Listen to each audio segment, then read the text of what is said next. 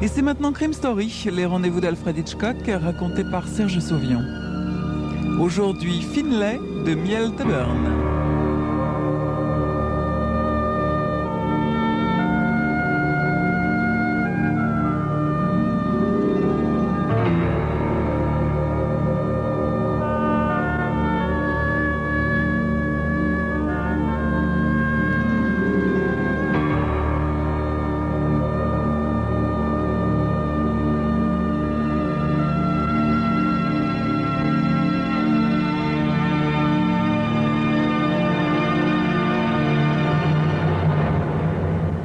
Je suis le shérif d'un comté perdu à l'est de Pétaouchnok, autant dire en Cambrousse profonde.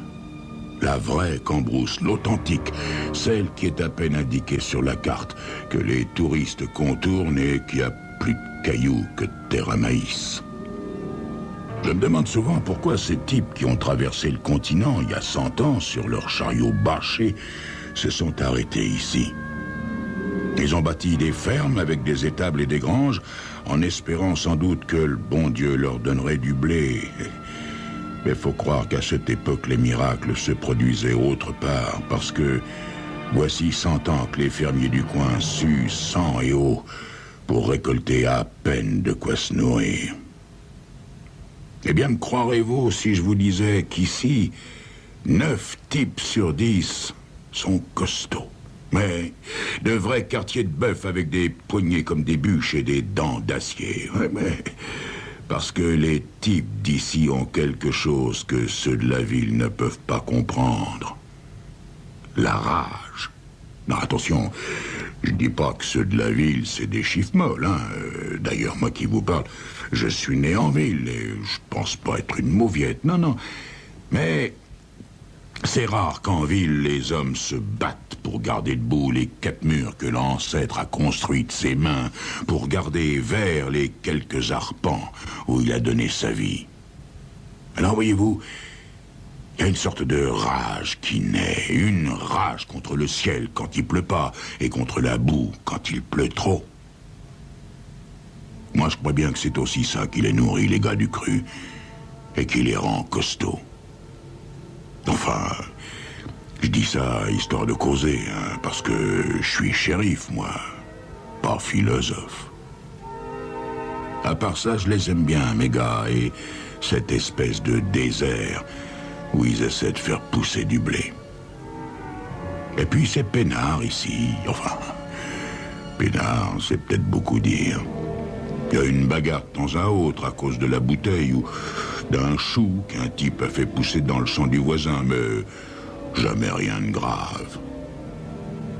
C'est pour ça que je ne suis pas prêt d'oublier l'histoire de Finlay. Oui, ça je peux le dire.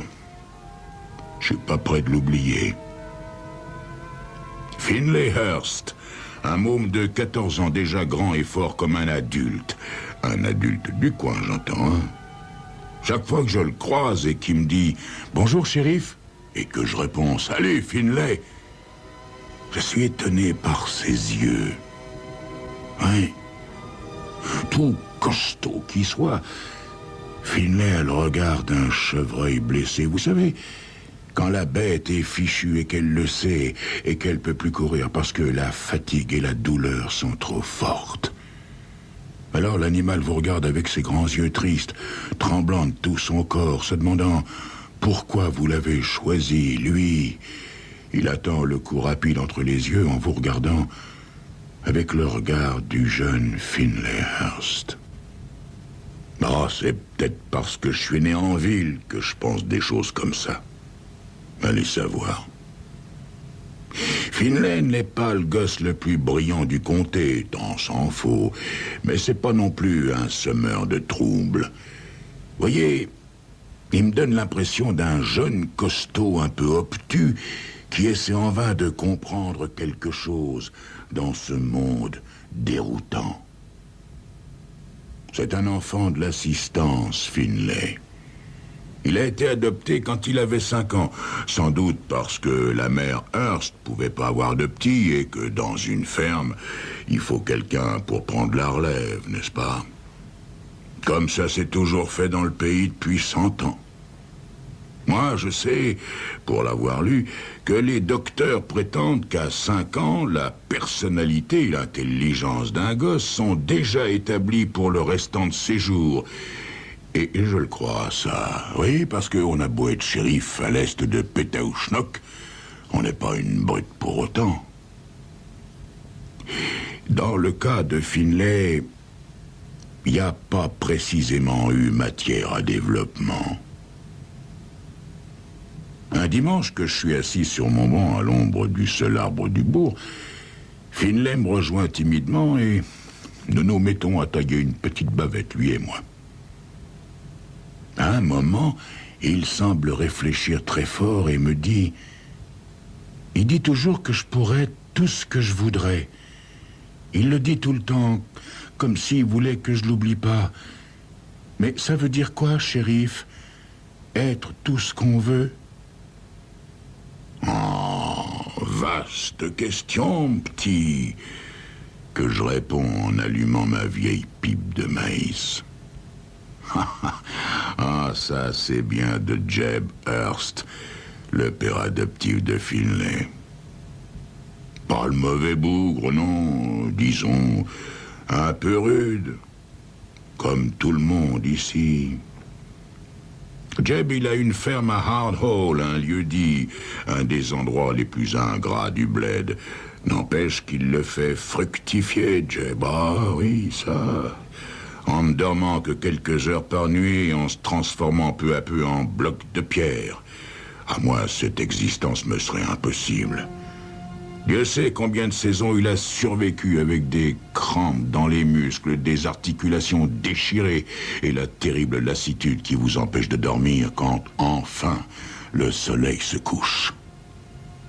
Jeb Hurst et sa femme Abigail, et Finlay aussi, quand il est devenu assez fort pour aider après l'école. Jeb Hurst est du genre fanatique, sans une once d'humour. Il paie ses factures, travaille comme une bête les 7 jours que le bon Dieu fait, conscient d'être dans son droit chemin. Attention, hein, quand je dis ça, je ne le blâme pas. Je constate, tout simplement. S'il lui arrive parfois de penser que certains sont sur Terre pour jouir de la vie, il sait, lui, qu'il n'est pas du nombre. Nul pain sans peine et sans sueur. Jeb et Abigail le savent et l'enseignent à Finlay.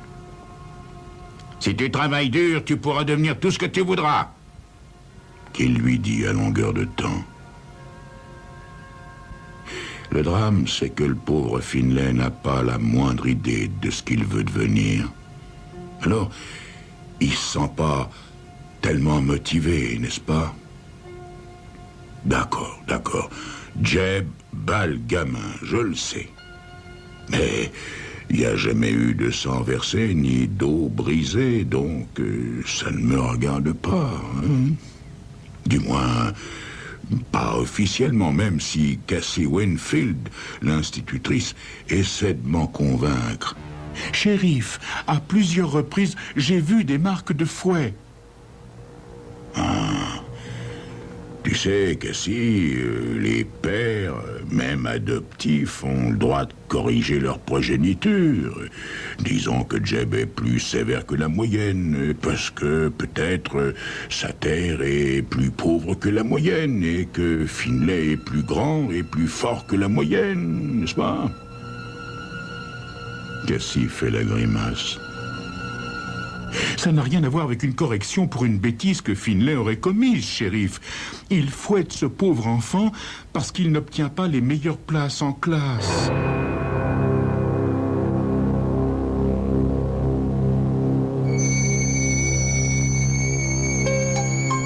J'avoue que même si ça m'étonne sur le moment, dans le fond, je comprends la réaction de Jeb. Je dis pas que je l'approuve, je la comprends, c'est tout.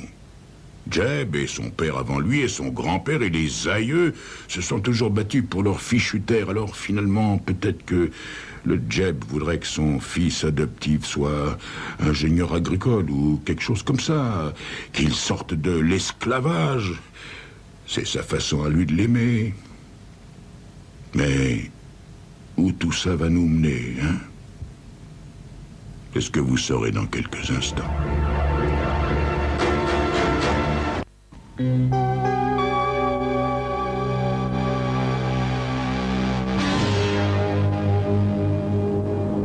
Je regarde Cassie, l'institutrice.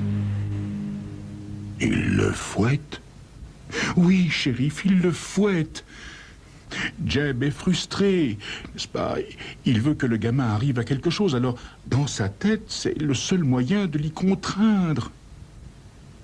Bah enfin, Cassie, on ne rend pas quelqu'un plus intelligent en le frappant. Personne ne croit plus à ça maintenant. Vous pensez comme ça parce que vous venez de la ville, shérif. Ici, il y en a qui pensent le contraire. Le plus triste, c'est que Finlay étudie vraiment. Ah ouais?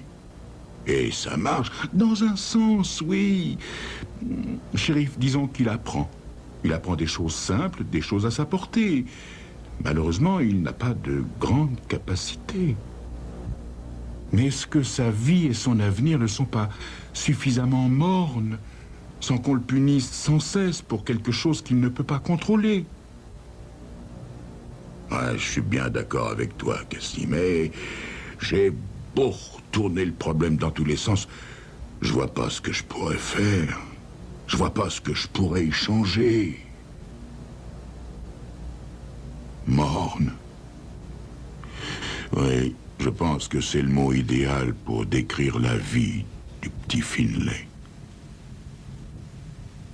Mal à l'aise parce que m'a raconté Cassie, je prends la Jeep et je vais rendre une petite visite à Jeb Hurst. Comme je m'y attends, il est trop près de la cascade.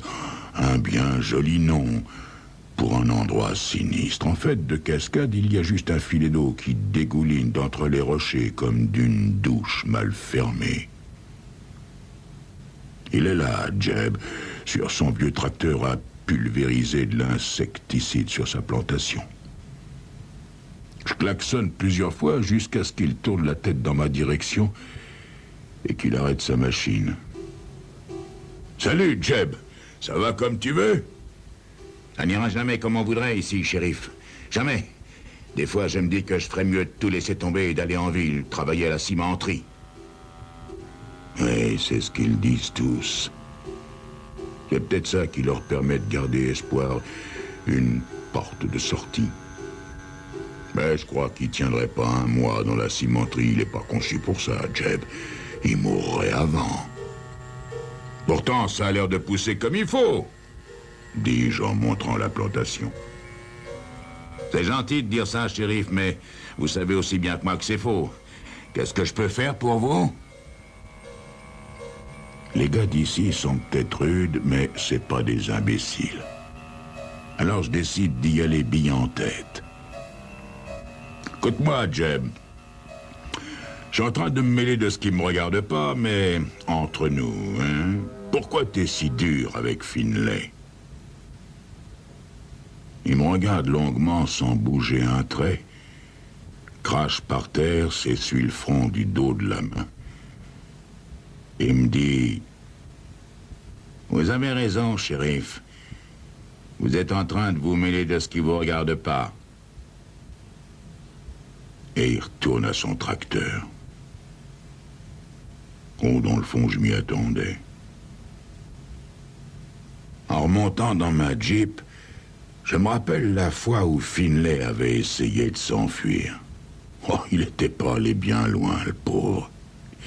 J'étais tombé sur lui à environ 6 kilomètres du bourg. Il était assis sur un bloc de pierre au bord de la route.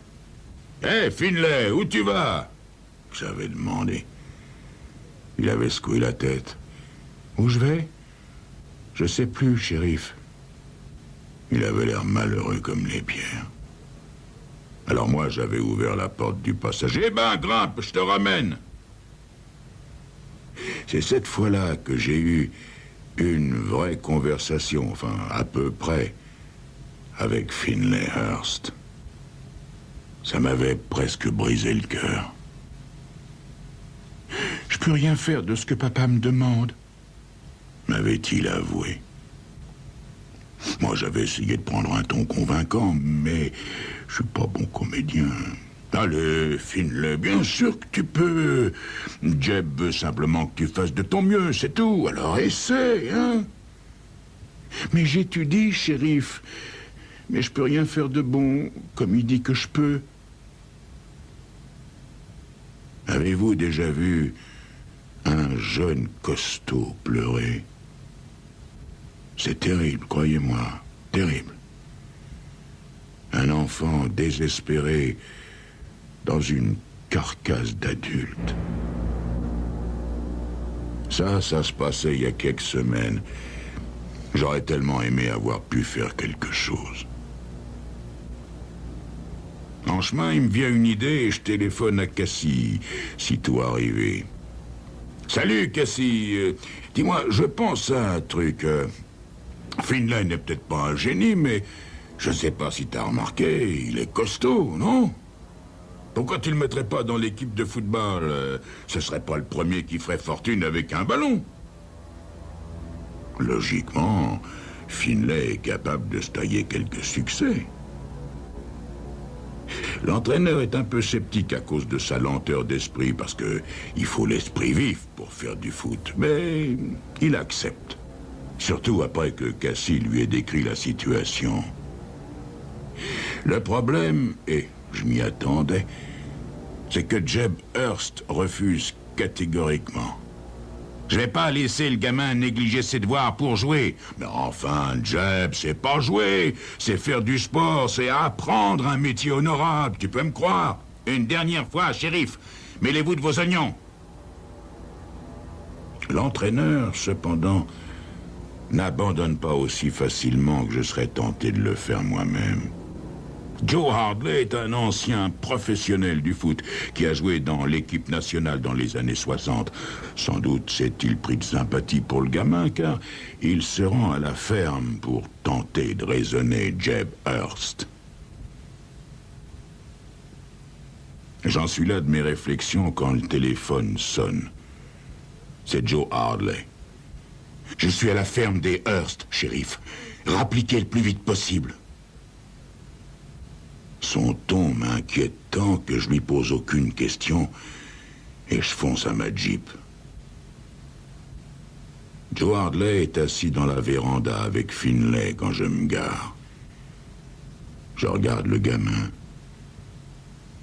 Il n'a pas l'air d'un chevreuil affolé touché au ventre comme je le craignais. Non, non, il paraît plutôt soulagé. Un seul regard à l'intérieur de la maison me dresse les cheveux sur la tête. Le salon ressemble à un abattoir. Il y a peut-être même davantage de sang que dans un abattoir. Je sors et je m'approche de Finlay. Pourquoi t'as fait ça, garçon? Pourquoi? Le haussement d'épaule de Joe m'apprend qu'il n'a rien pu tirer du gamin. Les traits de Finlay se crispent comme s'il essayait de trouver les mots justes. Finalement, il dit... Il me disait toujours que je pouvais être ce que je voulais, shérif. Il disait que c'était en mon pouvoir de le faire. Il disait que c'était la chose la plus importante que je pouvais apprendre. Il arrêtait pas de me le dire. Il arrêtait pas de me le dire. Mais pourquoi t'as fait ça, petit? Finlay, pourquoi? Qu'est-ce que tu veux être? Ce que j'ai toujours été, shérif. Ce que j'ai toujours été. Il a l'air surpris que je ne comprenne pas. Mais quoi donc, Finlay? Et pour la première fois, peut-être, Finlay me regarde en souriant. Un orphelin, shérif. Un orphelin.